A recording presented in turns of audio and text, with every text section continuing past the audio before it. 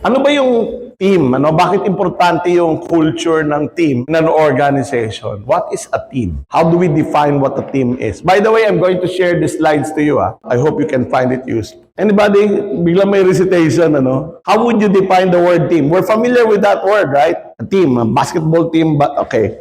Yes, sir. What is a team? A team is a unit of people that works together. Okay, a group of people that works together. Okay. Who wants to add? It's a group of people that works together. That fills out about 70% of the definition. Meron pang kulang. Group of people that works together. Yes? So that works together towards a common goal. A group of people that works together to achieve a common goal. Do you all agree? It is a team, okay? A group of people, that's the easiest criteria, right? That's the easiest. Ito, pagka ganito, o group of people, team na kayo. Hindi. You have to be working together, not working against each other. Working together to achieve a common goal. That's a team. Kanina, nagja-jack and point lang kayo, but the energy, especially during the grand finals, Oo, pag nakascore yung iyong team, kasi ang close ng fight, 2 against 2, Ang close ng fight. The energy is there because there is a shared desire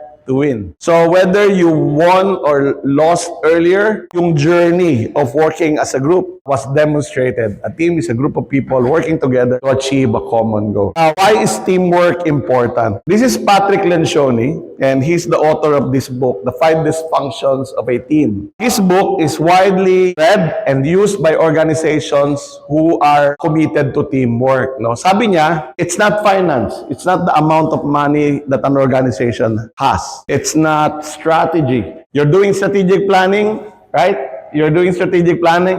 It's not strategy. Okay, importante bang may strategy? Yes. But it's not the strategy that will make a team win. So it's not finance, it's not the amount of money that you have, it's not strategy, it's not even technology. Okay, sabi ni Lencioni, it's teamwork that remains to be the competitive advantage, both because it's so powerful, if you can get a group of people to rally together towards a common goal. That's powerful. And I can tell you from the work that I do as a consultant to many organizations that it is also rare. Bakit rare? Bakit rare? Ito yung 5 dysfunction according to Lencioni. Yung una, walang tiwala Absence of trust. Walang tiwala ang mga tao sa isa't isa. Invulnerability. Pag walang tiwala ang mga tao sa isa't isa, ano nangyayari? What do you think happens? When people, pwede lang bumaba ng stage. Kita nyo naman ako medyo punggok lang ng content. What happens when people don't trust each other? Di ba when we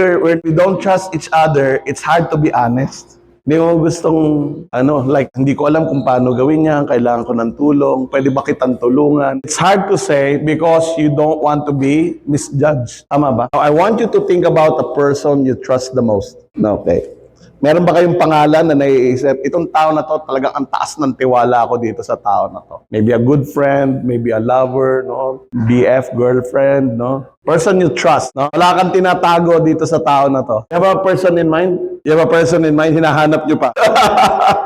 Is this the person you argue with the most? Yes, tama, The person you trust is the person you argue with the most. Why? Hindi ka natatakot na mahuhusgahan ka. Tapos ka na kasi niyang husgahan. And you're still friends, You still have your relationship. So, you allow yourself to be more vulnerable. Tama po ba? Okay. So, sabi ni Lencioni, because trust is the foundation of teamwork, if you're a leader, your job is to be open and to build relationship with people. Bawal ang leader na isnabero, dapat paano yan, Ed? Introvert ako It doesn't matter.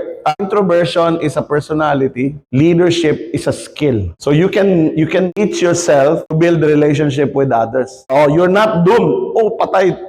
Introvert ako. Wala akong chance maging leader. I know a lot of great leaders who are introvert. Okay? May pag-asa. Pag-asa tayo. And I can tell you this much. I know a lot of great leaders, better leaders who are introvert, better than extrovert. So, second is, if we don't trust each other, we fear conflict. We avoid arguing with people we don't trust. Fear of conflict. Di ba?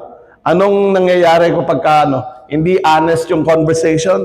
Artificial harmony. During the meeting, yes. Paglabas ng meeting, No. Ayun, mga backstabber, di ba? Kasi hindi masabi ng diretso sa harapan kung ano yung problema.